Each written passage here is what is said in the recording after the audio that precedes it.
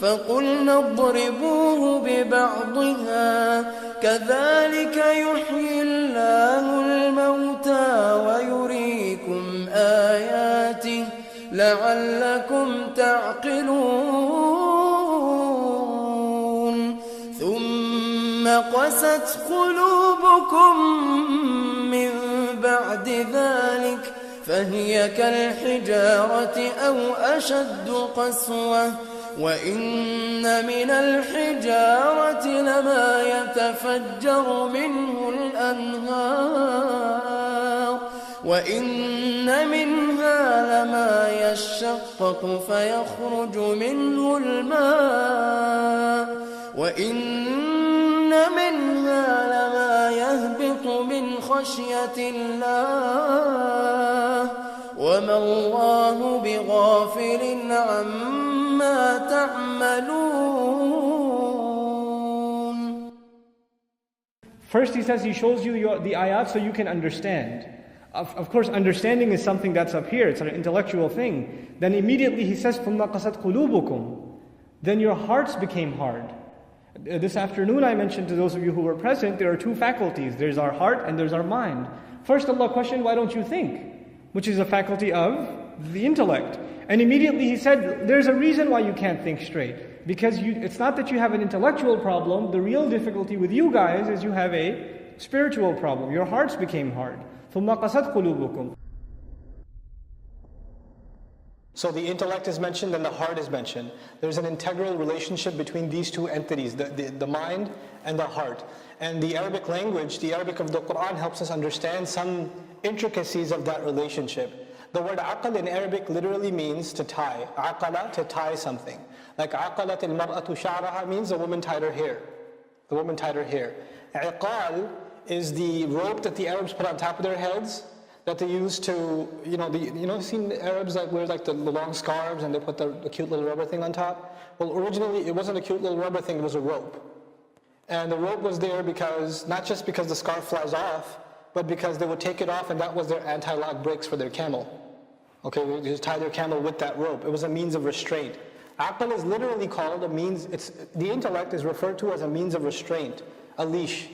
Why? Because your emotions want you to do something, your temptations, your sentiments want you to say something, but you hold yourself back when you use your intellect. What we learned from that also is, when you're overly angry, you can't think clearly. When your emotions are high, you can't think clearly. When you're overly sad, overly angry, overly scared, whenever any of those emotions are running high, your mind shuts off. You're not thinking straight.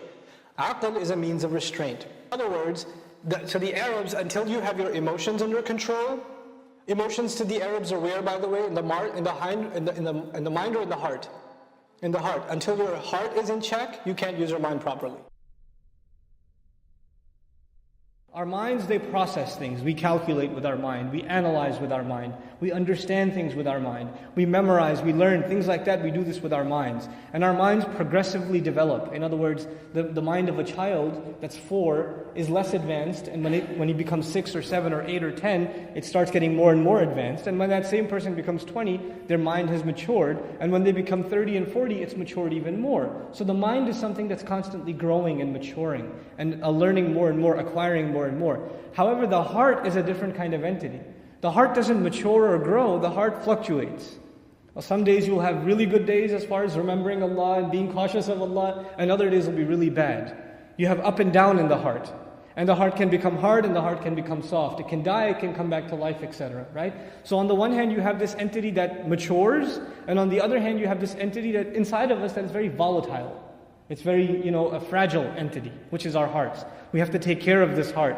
So in other words, you know how sometimes the khatib will give a khutbah about something you've heard 1,000 times, and the first thing that goes on in your head is, man, I already know this. I don't need to hear this again. I already know this. Well, you know it up here. Your mind understands it, but what still needs it? The heart still needs it. The heart needs the reminder. أَلَا بِذِكْرِ اللَّهِ تَطْمَئِنَّ الْقُلُوبِ فَذَكِّرْ إِنَّ فَعَتِ الذِّكْرَى. Reminder has benefit for the hearts. Now, the thing is though, the question is, as far as the Qur'an's picture of human psychology, when you and I make a decision, does that decision come from the mind or does it come from the heart? It's a very interesting philosophical question. Well, how do we make our decisions? And the answer to that is actually a combination of both, but the heart is in the driver's seat. The heart is actually in the driver's seat as far as the Qur'an's picture of this thing is concerned. Okay? Now, Allah Azza wa Jal mentions their hearts became hard. The religious example I wanted to give you. Allah has acknowledged in Surah Al-Baqarah and other places that the Israelites at the time of the Messenger ﷺ were incredibly intelligent people. They're very, very smart people. They understand, they recognize. Later on in the latter half of this surah, we're going to learn when they see the messenger, they know him as well as them recognizing their own children. يَعْرِفُونَهُ كَمَا يَعْرِفُونَ أَبْنَاءَهُم. Even when they change the book, there's one thing to change the book. You didn't realize it's God's book, so I changed it. I'm sorry. I thought I could edit it because it's human speech. Allah says, no, يُحَرِّفُونَهُ مِن بَعْدِ مَا عَقَلُوهُ. They changed it even after they understood it. In other words, Allah is giving them credit that they actually understood. But what's the problem? There's no problem here. Actually, we even have hadith narrations where the rabbi sent his son to meet the Messenger of Allah ﷺ. Go find out if he's the one being promised in our books. So he spends time with the Messenger and comes back and he says, so what did you find? He says, there's no doubt about it, that's the guy. That's the final messenger. And they both swear, we swear till our death we will oppose him. Right?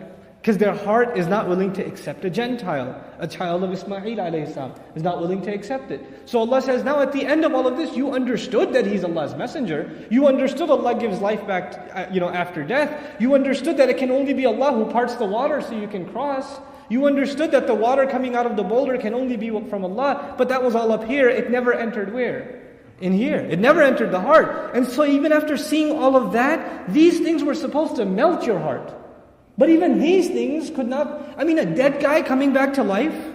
If you have kind of weak iman in Allah and you see a dead guy coming back to life by Allah's command in front of your eyes, you would say, you know what, astaghfirullah al-azim. I will take the rest of these last 3-4 days of Ramadan more seriously.